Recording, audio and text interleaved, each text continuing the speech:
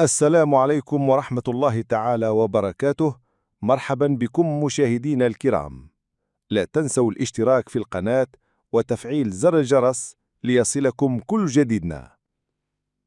يواجه المنتخب الوطني التونسي نظيره منتخب ليبيريا على أرضية الملعب الأولمبي حماد العقربي برادس ضمن الجولة السابعة من تصفيات كأس العالم 2026.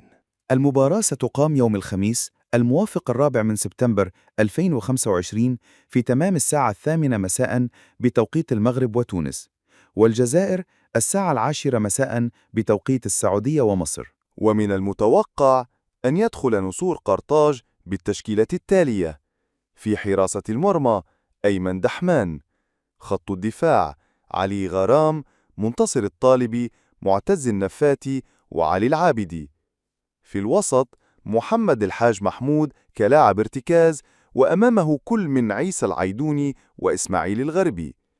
على الأجنحة عمر العيوني في الجهة اليمنى وإلياس العاشوري في الجهة اليسرى. وفي المقدمة حازم المسطوري. ما هي توقعاتكم لنتيجة هذه المواجهة القوية بين تونس وليبيريا؟ شاركونا آراءكم في التعليقات أسفل الفيديو، ولا تنسوا دعمنا بالإعجاب والمشاركة.